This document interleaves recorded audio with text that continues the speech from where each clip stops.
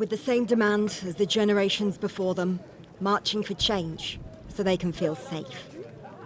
We're in York with students heading to a vigil. We are here tonight to shine a light on sexual abuse and sexual violence. They're not just remembering Sarah Everard, who grew up in this city, but the thousands of girls and women whose lives have been taken by men. Raising awareness about the realities of sexual violence. Oh my days. How's it going viral? Oi, look at the body on that. Give us a smile. Mate. It's rude to ignore people, you know. Mate, that's not okay. Alongside new commitments to tackle violence against women and girls, there's this new ad campaign from the UK government designed, we're told, to shift wider attitudes. We're spending a lot of money having to deal with the consequences of violence and abuse. You know, it takes up a huge amount of police resources, for example. So why are we not spending much more on preventative work?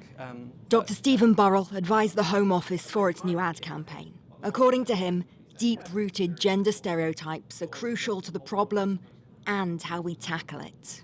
It can be difficult sometimes for men to relate to this issue because we think, well, I would never perpetrate violence, I've never seen any kind of violence, so therefore, what does this have to do with me? All of us men and boys in particular can reflect on actually that if we do start challenging these kinds of things more, then we can actually be part of the solution. You know, things might be said and you think, that's not quite appropriate, I don't really agree with that.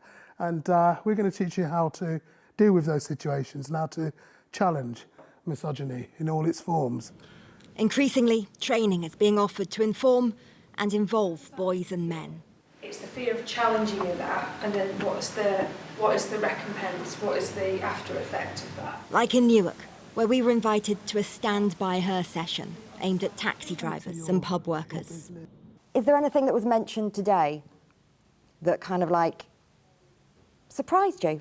I think that the fear that women are subjected to every day without us realising they're subjected to that, in terms of the way that they constantly think of who could be following me or what route have I got to take home to make sure I'm safe. I wasn't aware of this, you know, this culture of fear, I think it's the right way of putting it. So that's been quite, you know, really interesting and concerning in equal measure, I would suggest. Back in York, as the vigil comes to an end, as the students fall silent, there are signs of progress.